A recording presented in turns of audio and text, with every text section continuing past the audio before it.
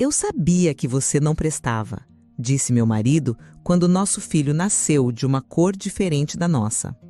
Ele nem quis fazer o DNA, mas anos depois ele reaparece e ao ver minha família fica em choque. Olá, seja bem-vindo. Curta, se inscreva e ative as notificações. As palavras do meu marido foram como facas afiadas, cravando em meu peito no momento mais feliz e, ao mesmo tempo, mais vulnerável da minha vida.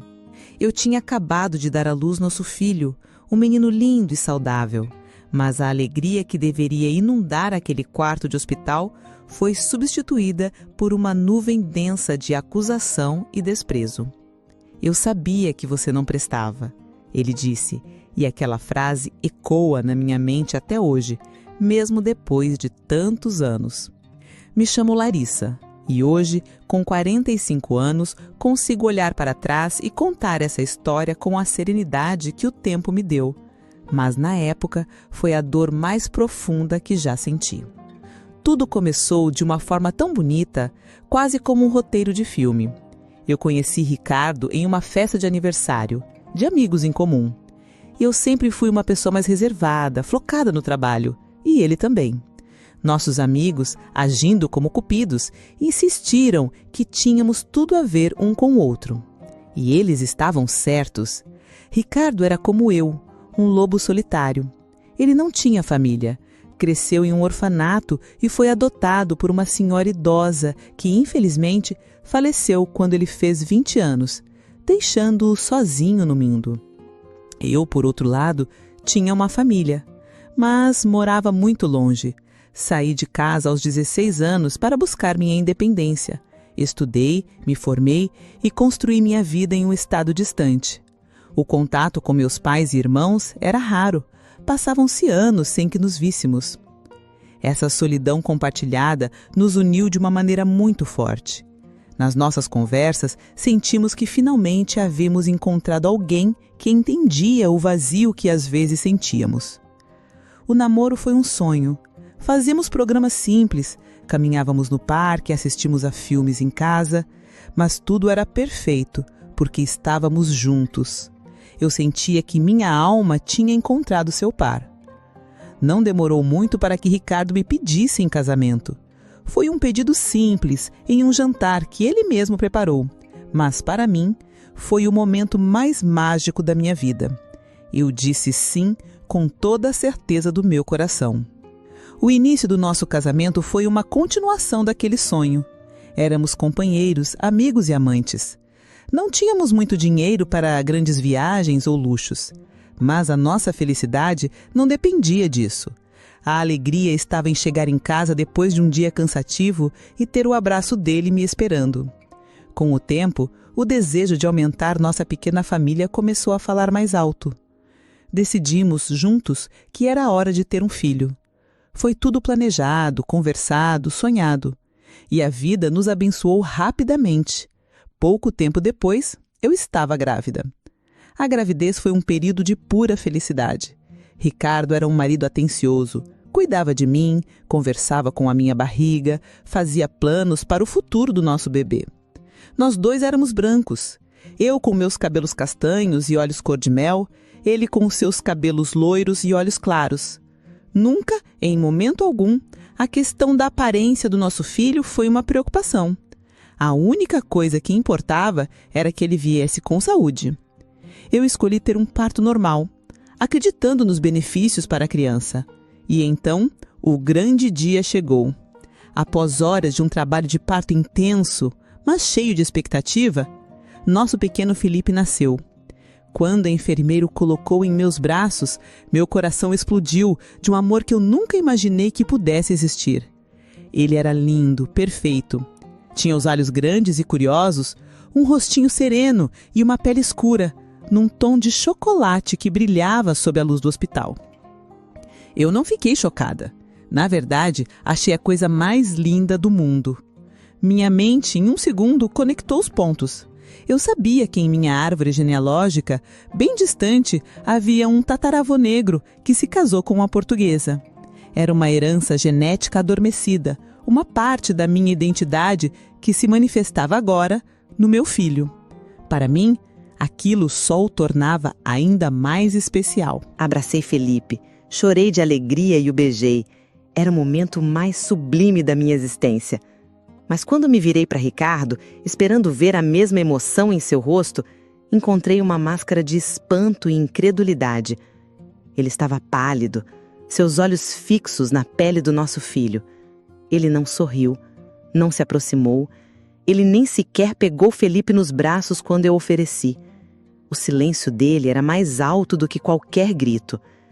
Sem dizer uma única palavra, Ricardo se virou e saiu do quarto. E do hospital. Ele simplesmente sumiu. Eu tentei me convencer de que era o choque, que ele precisava de um tempo para processar. Mas no fundo, eu sabia o que se passava em sua cabeça. A covardia dele me feriu profundamente. Quando finalmente tive alta e voltei para casa, segurando nosso filho sozinha, encontrei Ricardo me esperando. Sua expressão era dura, fria. Eu estava exausta, hormonal, mas a raiva começou a borbulhar dentro de mim.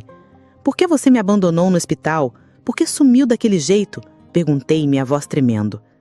Foi então que a barragem se rompeu. Ele despejou toda a sua fúria e desconfiança sobre mim. Eu sabia que você não prestava, ele gritou. As palavras me atingiram como um soco no estômago. Ele disse que sempre desconfiou de mim, que eu era simpática demais com outros homens, que minha gentileza era um disfarce de uma natureza infiel. Fiquei paralisada ouvindo acusações absurdas que vinham de um lugar sombrio da mente dele, um lugar que eu nunca soube que existia. Respirei fundo, lutei contra as lágrimas e tentei ser racional. Ricardo, eu nunca te traí. Eu amo você. Eu sei por que você está pensando isso, mas você está errado, eu disse, tentando manter a calma. Expliquei sobre meu tataravô, sobre a genética, sobre como essas coisas podem acontecer. E você, eu continuei, você foi adotado, não conhece sua família biológica. Existe a possibilidade de que você também carregue esses genes. Mas ele não queria ouvir. Estava cego de ciúme e orgulho ferido. Ele repetia, como um mantra cruel, esse filho não é meu. Mais uma vez, engoli minha dor e fiz uma última tentativa. Se você duvida tanto, faça o teste de DNA. Vamos acabar com isso de uma vez por todas. A resposta dele foi a pá de cal na minha esperança. Eu não vou me sujeitar a essa humilhação. Andar por aí com um papel para provar que fui traído? Nunca. Meu limite tinha chegado. Eu olhei para aquele homem que eu tanto amei e não o reconheci. Olhei para meu filho, tão pequeno e inocente, sendo rejeitado pelo próprio pai. Basta, eu disse, minha voz firme pela primeira vez. Eu fiz de tudo para ser uma boa esposa. Eu te dei meu amor e minha fidelidade. Eu não mereço isso. E o meu filho não merece esse desprezo. Fiz um último apelo. Pegue seu filho no colo, Ricardo. Ele é seu. Ele precisa do seu amor. Ele recuou como se eu estivesse oferecendo veneno. Eu não consigo amar o fruto de uma traição. Ele disse as palavras finais, selando o nosso destino. Com o coração em pedaços, eu disse: pois bem, eu vou sair por aquela porta com o meu filho. Se você não vier atrás de nós e não pedir perdão, eu nunca mais volto. Eu me virei, peguei a bolsa do bebê e saí. Cada passo para fora daquela casa era uma tortura. Uma parte de mim gritava para que ele me chamasse de volta, mas a única coisa que ouvi foi o som da porta se fechando atrás de mim. Ele não veio. A única pessoa que me procurou semanas depois foi o advogado dele, com os papéis do divórcio. O som da porta se fechando marcou o fim de um capítulo e o início de um novo, que eu teria que escrever sozinha. Naqueles primeiros dias, o mundo parecia um lugar assustador e cinzento. Eu estava com um recém-nascido nos braços, um coração partido em 1000 pedaços e uma incerteza imensa sobre o futuro. A dor da traição de Ricardo era uma ferida aberta, mas sempre que eu olhava para o rostinho de Felipe, dormindo serenamente em meu colo, uma força que eu não sabia que possuía vinha à tona. Ele não tinha culpa de nada. Ele era puro, inocente e merecia todo o amor do mundo. Se o próprio pai não podia dar esse amor, então eu daria em dobro, em triplo. Todo o amor que eu sentia por Ricardo, toda a dedicação que eu tinha ao nosso casamento, foi transferido e multiplicado para aquele pequeno ser que dependia inteiramente de mim. A vida de mãe solteira não foi fácil. Eu voltei a trabalhar assim que minha licença acabou e meus dias se tornaram uma maratona. Acordava antes do sol nascer para deixar tudo pronto. Levava Felipe para uma creche e trabalhava o dia inteiro com o coração apertado de saudade e voltava correndo para pegá-lo. As noites eram curtas, o dinheiro era contado e o cansaço era meu companheiro constante. Havia momentos de solidão profunda, em que eu chorava baixinho no chuveiro para que meu filho não me ouvisse. Mas nunca, nem por um segundo, eu me arrependi. Cada sorriso de Felipe, cada mamã balbuciado, cada abraço desajeitado era o combustível que me mantinha de pé. Ele era a minha alegria, a minha razão de viver. Os anos foram passando. Felipe cresceu e se tornou um menino radiante. Era impossível não se apaixonar por ele. Tinha uma energia contagiante, uma curiosidade sem fim e um coração gigante. Ele era a criança mais doce e educada que eu conhecia. Onde quer que fôssemos, ele encantava as pessoas com seu sorriso e sua simpatia. A cor da sua pele, que foi o motivo da destruição da minha primeira família, se tornou apenas um detalhe de sua beleza. Eu o ensinei a ter orgulho de quem ele era, a amar cada traço seu. Quando Felipe tinha quase 5 anos, um novo capítulo começou a ser escrito em nossas vidas, e ele tinha um nome: Valério. Eu não estava procurando por um novo amor. Meu coração ainda estava blindado, e meu foco era exclusivamente meu filho. Conheci Valério no trabalho. Ele era de outro setor, um homem tranquilo, observador e incrivelmente gentil. No começo éramos apenas colegas. Conversávamos sobre trabalho, sobre o tempo, coisas triviais. Aos poucos, ele foi se aproximando. Ele nunca demonstrou pena da minha situação. Pelo contrário, demonstrava admiração pela força que eu tinha.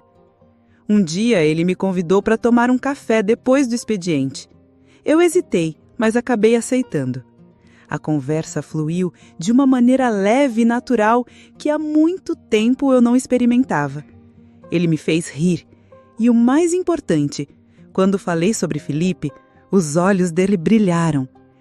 Ele não viu um problema ou uma bagagem como outros poderiam ver. Ele viu o centro do meu universo e respeitou isso profundamente. Nosso primeiro encontro de verdade foi no parque, num sábado à tarde. Eu levei Felipe, pois queria que Valério entendesse desde o início que nós éramos um pacote. Aquele dia foi mágico. Valério não tentou forçar uma amizade com Felipe.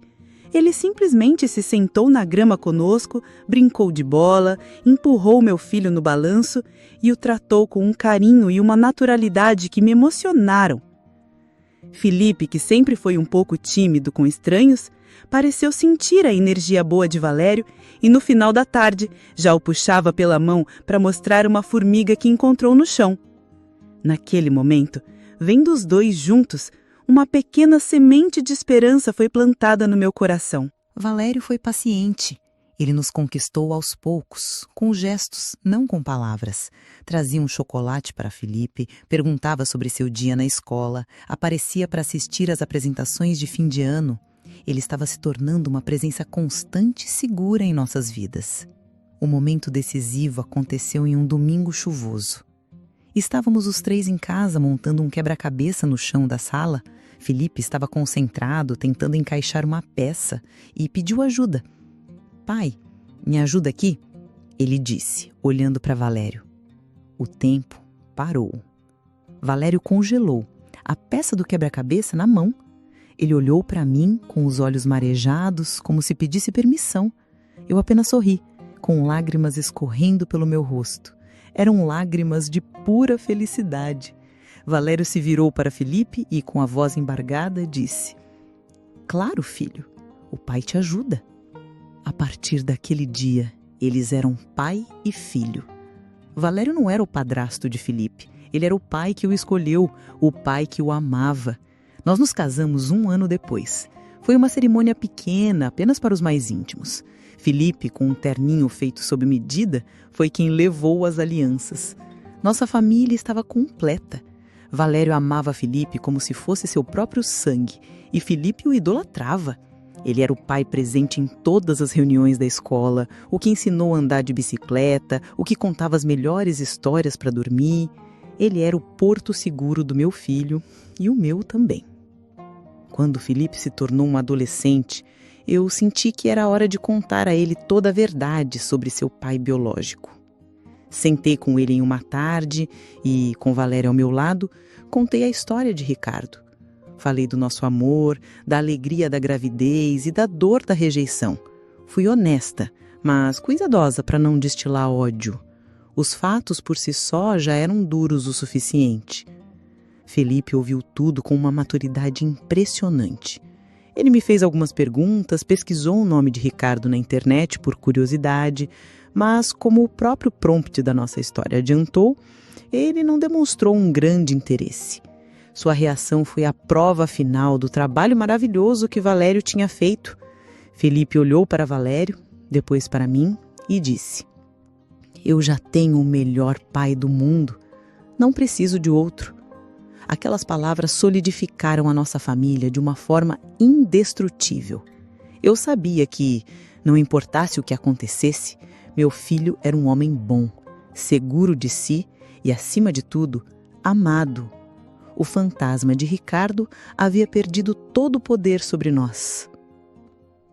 20 anos se passaram num piscar de olhos. 20 anos em que construí uma vida sólida, um casamento feliz e, acima de tudo, em que vi meu menino se transformar num homem extraordinário. Felipe, aos 20 anos, era a personificação do meu maior orgulho. Alto, forte e com um rosto que mesclava meus traços com uma beleza única que era só dele. Ele era muito mais do que uma aparência. Felipe era educado, carinhoso, respeitador e tinha uma inteligência emocional que deixava a mim e a Valério constantemente maravilhados. Ele estava na faculdade, cheio de sonhos e planos, e era a prova viva que o amor é a semente mais poderosa que existe. Valério foi o jardineiro perfeito para o meu filho, regando-o com paciência, sabedoria e um afeto sem limites. A calmaria da nossa vida foi agitada por um evento feliz. Decidimos, em família, viajar para minha cidade natal. Fazia muito tempo que eu não via meus pais, irmãos, tios e primos. A saudade era imensa. Foi uma viagem emocionante, um mergulho nas minhas raízes. Felipe ficou encantado ao conhecer o lado da família que só ouvia em histórias. Ele foi recebido com um carinho avassalador. Em um grande almoço de domingo, com a casa cheia, eu peguei o celular e comecei a registrar tudo. Tirei uma foto de Felipe abraçado com meu tio, um homem negro de sorriso largo. Tirei outra foto minha, ao lado de uma prima de 2º grau e seus filhos, todos com a pele em lindos tons de marrom. A diversidade da minha família, que para mim sempre foi natural, estava ali, estampada em sorrisos e abraços. Sem pensar 2 vezes, postei um álbum de fotos nas minhas redes sociais com a legenda "De volta às origens, família é tudo." Mal sabia eu que aquelas fotos, postadas com a mais pura inocência, viajariam pelo mundo digital e aterrissariam na tela da pessoa que eu menos esperava. Alguns dias depois de voltarmos para casa, com a rotina já restabelecida, recebi uma notificação de mensagem. Era um nome que eu não lia há 2 décadas. Ricardo. Meu coração deu um salto, uma mistura de choque, raiva antiga e uma pitada de curiosidade. Abri a mensagem. Ele pedia, de forma educada e quase tímida, se poderíamos conversar. Eu não escondi nada de Valério e Felipe, chamei os 2, mostrei a mensagem e vi a mesma surpresa nos olhos deles. Valério, como sempre, foi meu pilar. Faça o que seu coração mandar, meu amor. Estaremos aqui com você, ele disse segurando minha mão. Felipe ficou quieto, pensativo. Aquela figura fantasma de seu passado estava de repente se tornando real. Eu respondi a Ricardo, marcando um encontro em um lugar neutro, a praça de alimentação de um shopping center. Eu precisava encerrar esse ciclo de uma vez por todas. No dia combinado, eu fui. Valério fez questão de ir junto, não para se intrometer, mas para me dar apoio. Ele se sentou em uma mesa distante, apenas observando, um guardião silencioso do meu bem-estar. Vi Ricardo se aproximar. O tempo não tinha sido tão gentil com ele. Havia mais linhas de preocupação em seu rosto do que eu me lembrava. Seus ombros estavam um pouco curvados e o brilho arrogante de seus olhos tinha sido substituído por uma névoa de cansaço e hesitação. Ele parecia menor. Larissa, ele disse, a voz fraca. Obrigado por vir. Eu não estava ali para formalidades. Seja direto, Ricardo. O que você quer depois de 20 anos? Ele engoliu em seco, claramente intimidado pela minha firmeza. Ele contou que viu as fotos da minha família, viu as pessoas negras, viu a semelhança de alguns deles com Felipe, e então ele me contou a grande ironia do destino. Por uma casualidade, ele havia sido encontrado por parentes biológicos. Uma tia-avó, já idosa, o procurou e, para seu espanto, ela era uma mulher negra. Ele descobriu que sua família biológica, a qual ele nunca conheceu, também tinha raízes afrodescendentes. A mesma herança genética que ele usou para me acusar e condenar corria em seu próprio sangue. Então, ele concluiu, como se estivesse revelando algo extraordinário, eu percebi que existe a possibilidade, a grande possibilidade, de Felipe ser meu filho de verdade. Um riso escapou da minha boca. Não foi um riso de alegria, mas de pura incredulidade. Possibilidade, Ricardo? Isso não é novidade nenhuma. Eu te disse isso há 20 anos. No dia em que você nos abandonou, eu te implorei para acreditar em mim, para fazer o teste. Você que não quis ouvir, cego pelo seu orgulho. A verdade o atingiu com força. Ele baixou os olhos, envergonhado. O que você quer, afinal? Perguntei novamente. Eu quero conhecer meu filho, ele disse, a voz embargada. Eu quero uma chance de consertar as coisas. Eu o encarei e dei a única resposta possível. Felipe já é um homem. Ele tem 20 anos. Apenas ele pode decidir se quer ou não te dar essa chance. Voltei para casa e contei tudo a Felipe. Ele ouviu em silêncio, processando cada palavra. Ficou um longo tempo pensativo, olhando para o nada. Por fim, ele respirou fundo e disse que aceitaria encontrar Ricardo. Eu e Valério apoiamos sua decisão, qualquer que fosse. Eles marcaram um passeio, apenas os dois. Meu coração ficou apertado enquanto eu o via sair, mas eu confiava no homem que criamos. Quando Felipe voltou horas depois, ele estava sereno. Sentei com ele na sala e perguntei como tinha sido. Ele me contou que Ricardo pareceu genuinamente feliz em vê-lo, que o abraçou e chorou. Mas Felipe, com sua percepção aguçada, viu além da emoção do reencontro. Mãe, a verdade é que ele está sozinho, Felipe disse, com uma compaixão que me encheu de orgulho.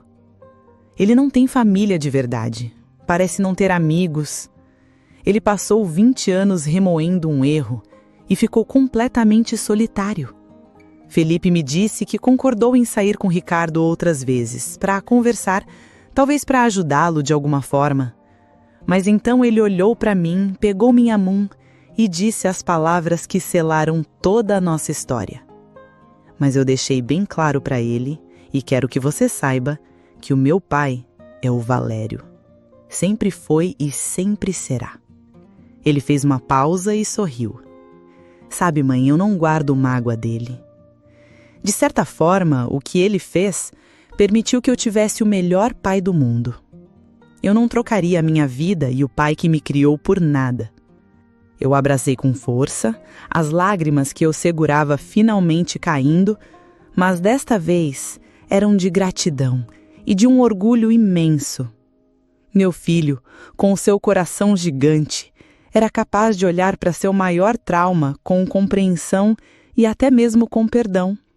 Ricardo não perdeu apenas 20 anos da infância e da adolescência de Felipe. Ele perdeu a chance de ser moldado pelo amor incondicional. Perdeu a oportunidade de se tornar um homem melhor ao lado do filho incrível que ele renegou.